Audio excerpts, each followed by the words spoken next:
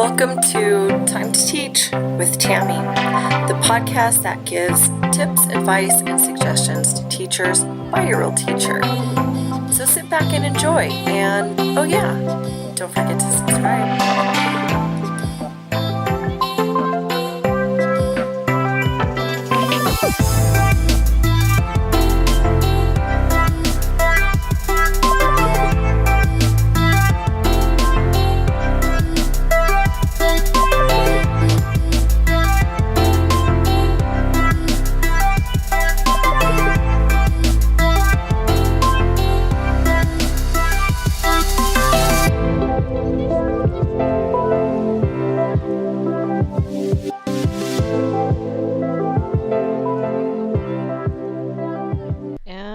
We're back. Welcome to episode 42, entitled All About International Teaching with Lauren and Nicole. So you guys, I am so excited for this episode today because I really love when I get to chat with other teachers, and I just like that element of what this is, of what I do. And I know, as you guys know, if you've been listening for a while, most of my shows are done by myself, but I really do try to incorporate other people on the show when it is possible. And I finally was able to make that happen. I've actually been waiting a couple of weeks. I had asked Nicole and Lauren, and these are colleagues with whom I work.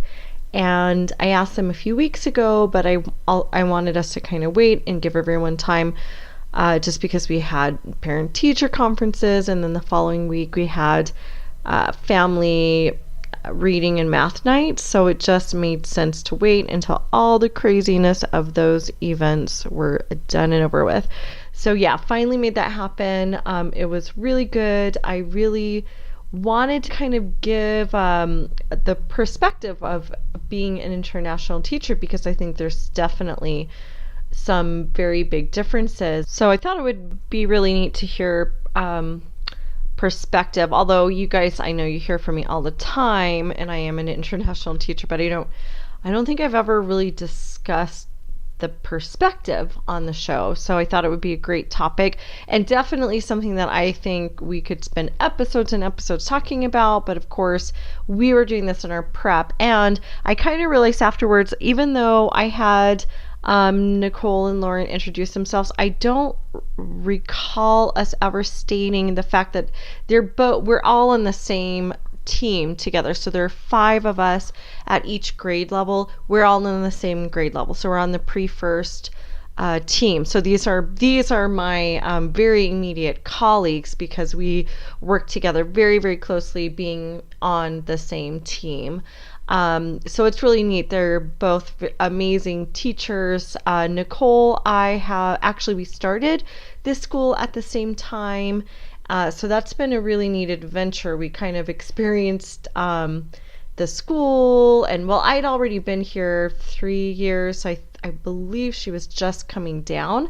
But in terms of the school and learning the curriculum and the age and just all of that part was new. So we've been in this together for 6 years that we've been experiencing that. So it's great to have been on that adventure with her.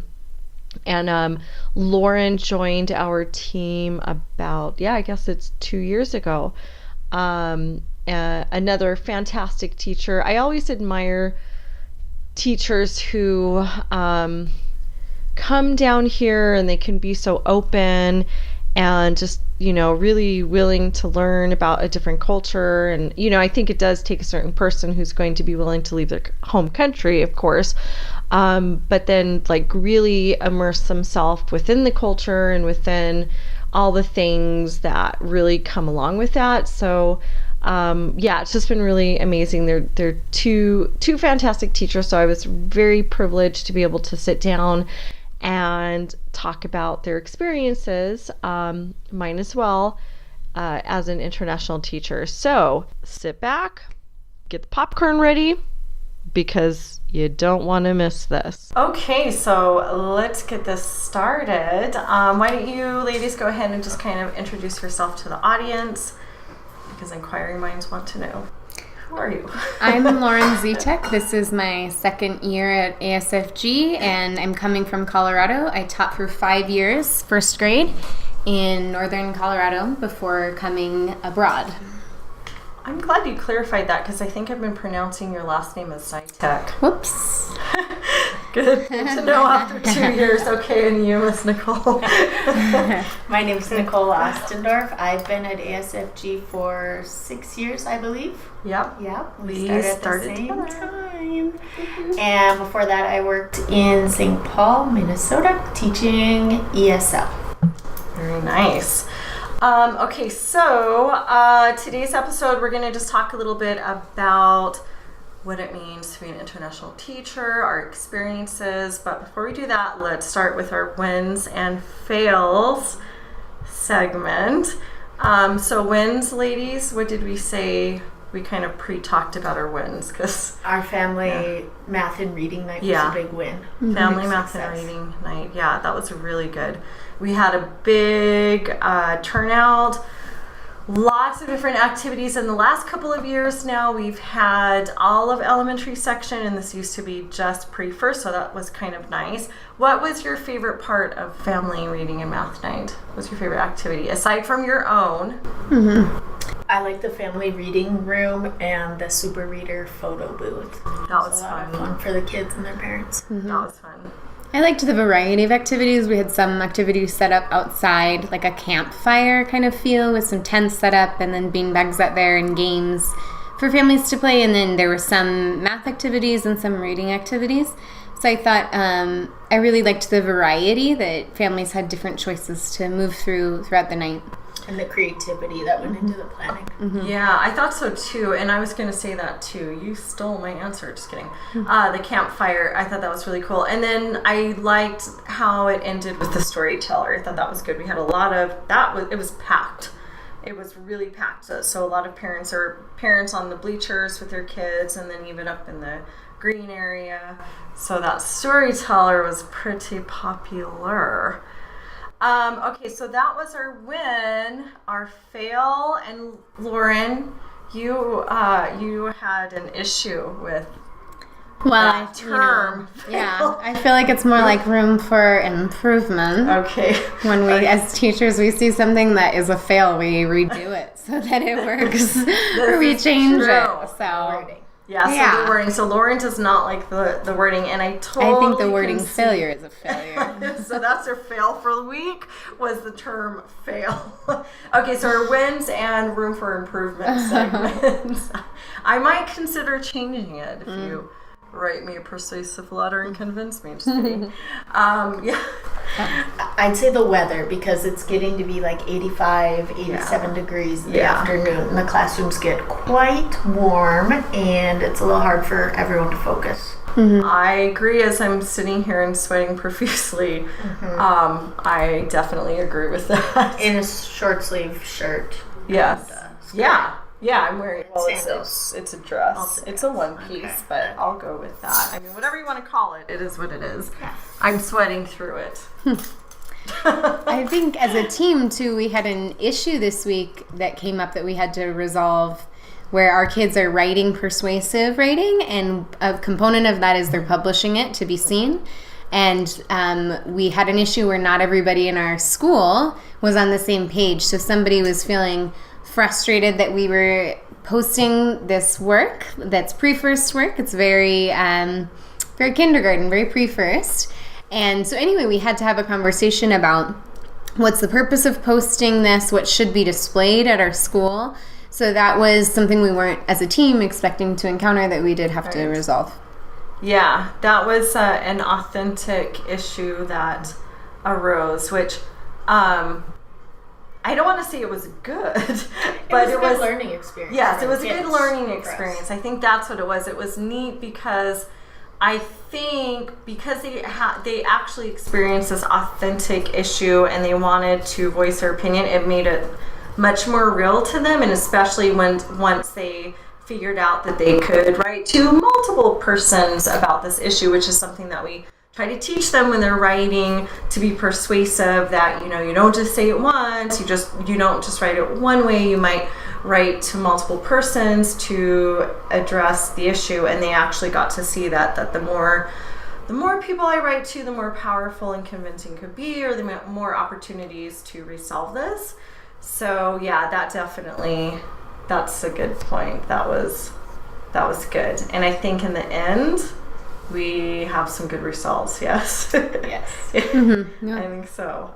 So it was good. It was very good. Okay, so today's topic, you guys, we are talking about a little bit about what it means to be international teachers.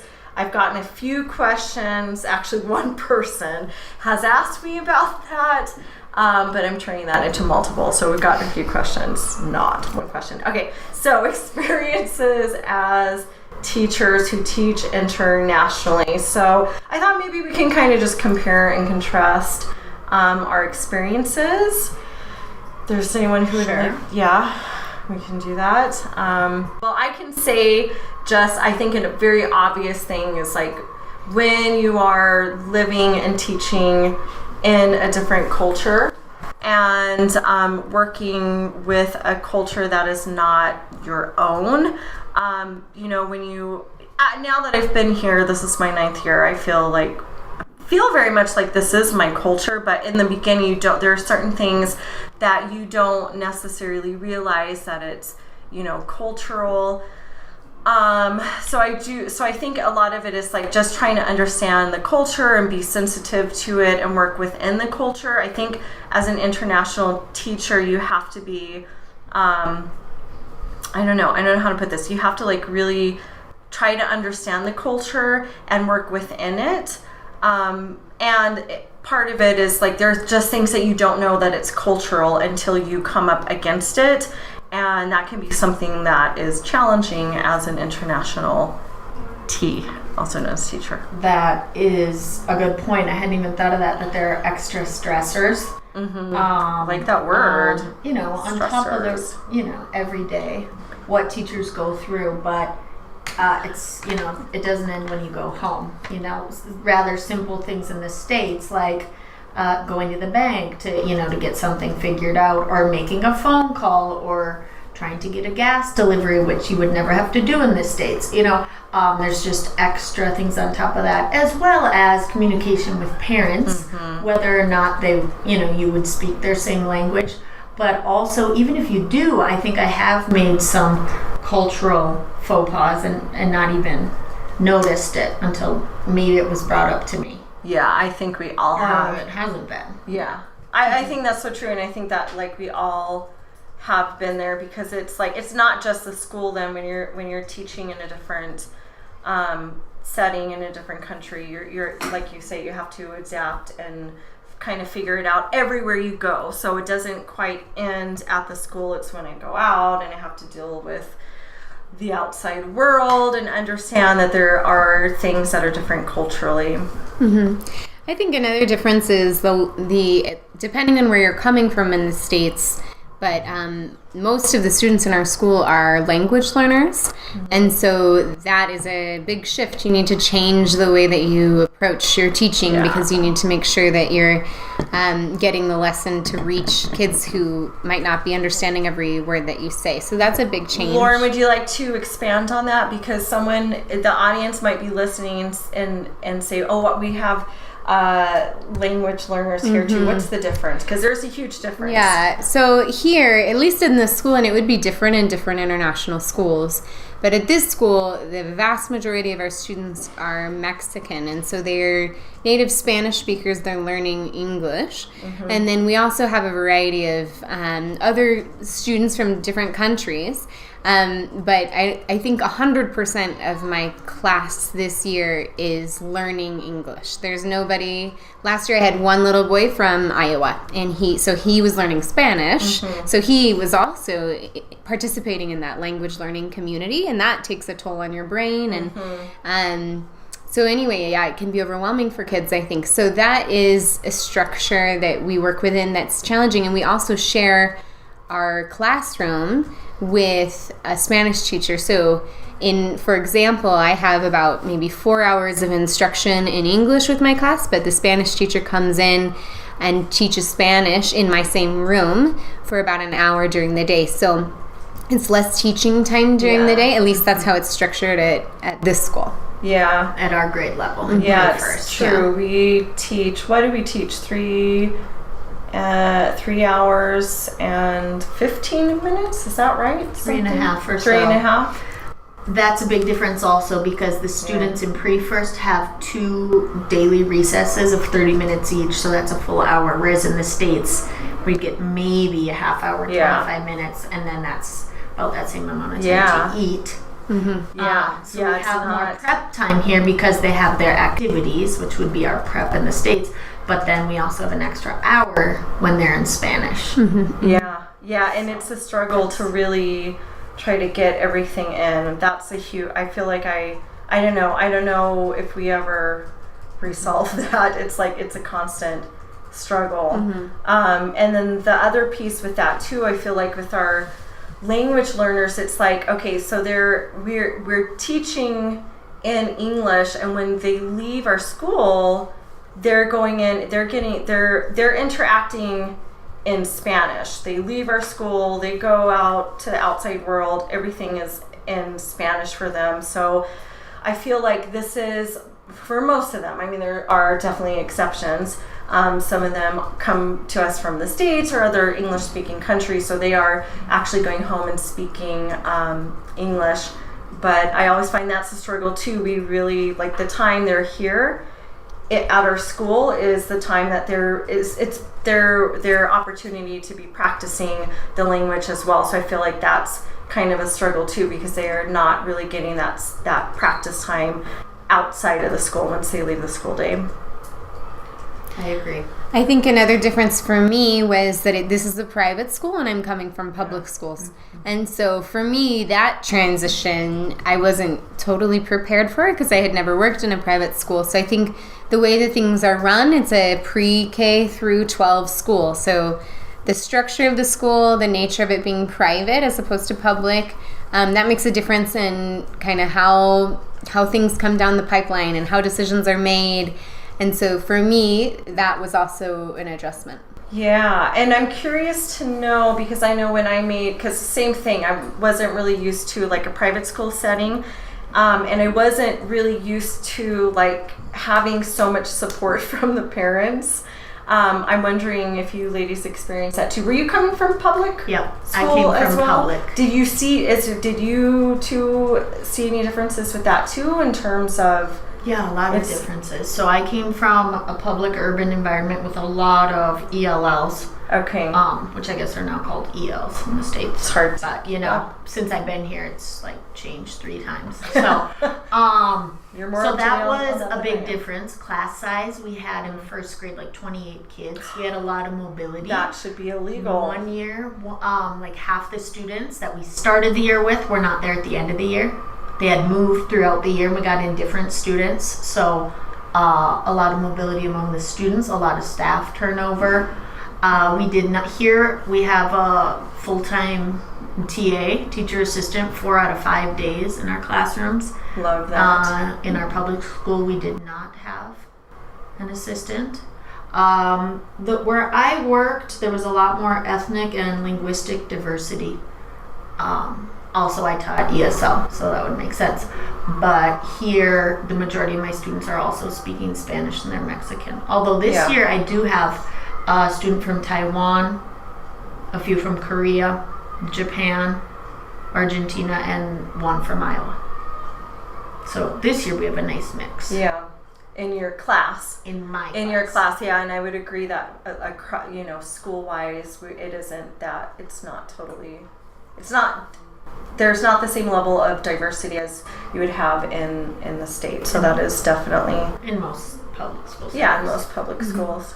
And I would say just like to manage all of that, any teacher would have to have just a large sense of flexibility. It's like some things you come and you feel like this is amazing and this is something I would never have access to in the States, or what a privilege to have these resources.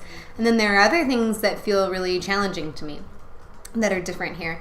So I think especially within the first year, and you're also adjusting into the culture and the language and all of that, you just have to have a sense of kind of like, I'm flexible, I can be a learner. You have to have a growth mindset as a teacher that you can adjust and make it work. Yeah, totally, because that can be very overwhelming. Most of our teachers are coming from, wherever they're from. So everything is brand new. Everything. Mm-hmm. So for the audience, if they can imagine that, it's like you're leaving to another country. So this country is new. The culture is new. The language is probably new. And then getting to learn the school itself, the curriculum, the way that things run, it can feel overwhelming. The school culture, because there definitely is a culture here. Yeah. And that can take a while. Yeah. To get used to that. Yeah, absolutely. It absolutely takes a while. Yeah, I just remember my first year feeling very overwhelmed. Yeah. That's just like, it was like, can I do it? I don't know. But in the end. Our first year here, we also didn't have nearly as many materials and manipulatives and books and leveled readers in English that we do now. Yeah. So we have had a big push for purchasing from the States and getting the materials here. But when we started, we were making a lot of our own things. We also didn't have a balanced literacy curriculum. Yeah. So we were kind of just making it up. We were faking it until we made it. Good news is we finally made it, we think. Just kidding. Yeah, that's right. We had fewer materials and resources, and we did a lot of things were teacher created, and somehow we survived that. Yep. And they learned. They made it. That was the other good news about that. Okay, so those were some challenges. Do we have some other challenges that we?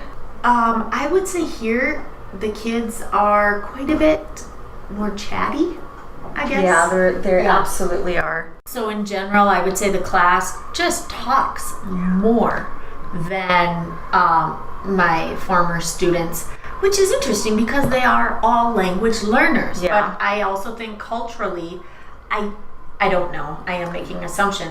I don't know if it's accepted that they talk more amongst themselves in class, or if it's our school culture that we permit that. It just seems like the volume is louder and there's just more talking. Well, across the board. That's a good question, and I wonder, because I don't know. I assumed it was the Mexican culture, but you're bringing up a good point. Do I just assume that? I mean, I have been in another school here, and I think I did see the same thing, but I don't know. And then something that I've noticed so we all know, and I think the audience knows. Well, maybe not. I don't think I ever talk about my husband, but my husband is Mexican, and I do notice that they talk over each other. Someone talks. I don't know if that's just my husband's family. Do they interrupt each other as well? Yeah, I think they do. And someone's talking, and then they're talking at the same time. Mm-hmm. And it's like, okay, I don't even know who to focus on now. It's almost like when you would have a conversation, and if someone starts to speak, like we would typically just stop speaking, but they just continue. And have you noticed that? You have. I have to pay attention to that. It sounds familiar because I definitely do. Before I came, I heard people say, "Oh, the kids are chatty. Oh, the kids are chatty," and I thought to myself, that's just a matter of teacher expectation. They won't be chatty in my class because I can set the expectation that's not how we're going to run things. And no, the reality is, yes, it's very different to manage. Like, they're coming in at a really different part. I don't know. It's really, really different. And so I don't know what that's connected to, but no, I agree. I see the same thing. Yeah, it's interesting. And now I feel like I want to explore that area a little bit more. Mm-hmm. Okay, so I think we're running pretty low on the time flow, but something else that we wanted to talk about was, maybe what are our big takeaways as international teachers? What have we learned through this experience? maybe how have we grown through this experience? Yeah, I think this has been a really amazing experience for me. My husband is also a teacher, so we came so we could live internationally for a few years, and we didn't necessarily have an idea of where we wanted to go, but we just knew it would be really amazing to get to live in a culture for a few years and invest and learn a language, and it really has been incredible. I think it's been a great opportunity to grow professionally, and then just personally, I think it's been challenging, and I've been forced to think about things differently, to be open and flexible.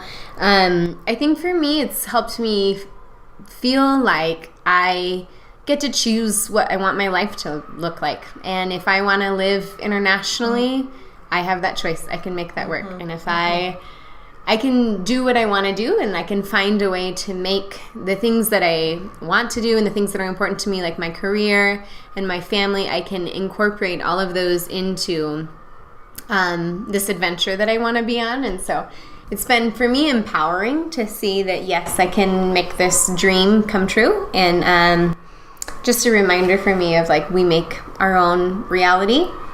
So that's been cool for me. Very true.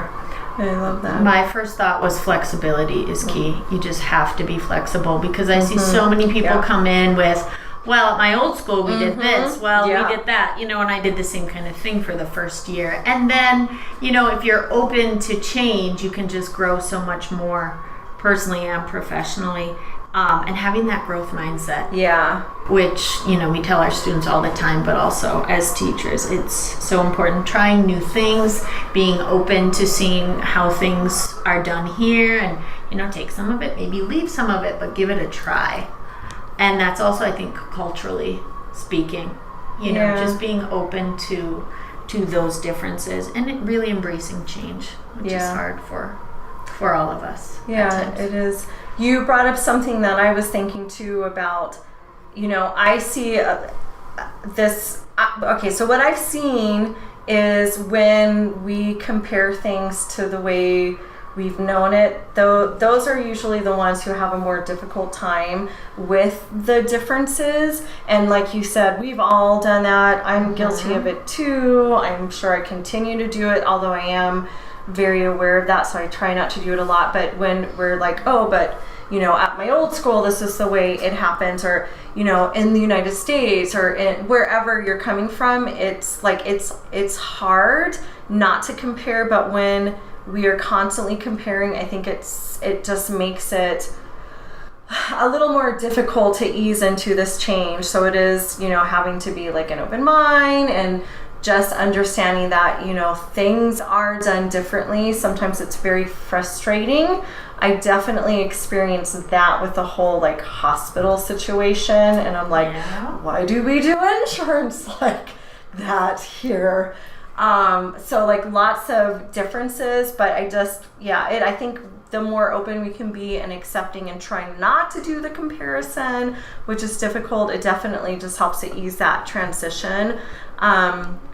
And I would say, I definitely feel like I have grown in that way of just like being able, because, I am married into a Mexican family, and they do things a little bit differently, and they're, they have culturally, they just do things differently, and they just have things that are very important to them that maybe I don't necessarily understand why they do that, but I just accept it now. Like, instead of just like, why are we doing this, just accepting that to them, that's very important. So I think that's true like in our classrooms and at the school, that we just realize that this is something, this tradition or this custom is very important in this culture. So I'm going to try not to judge it, but just be open to it. So I feel like I've definitely grown in that way. And then professionally, most of my teaching experience now is here in Mexico. So I've obviously definitely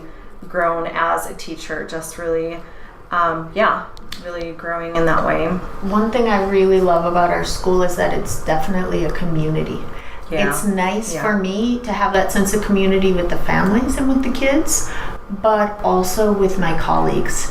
I think we have a really solid team, and we have a great dynamic there.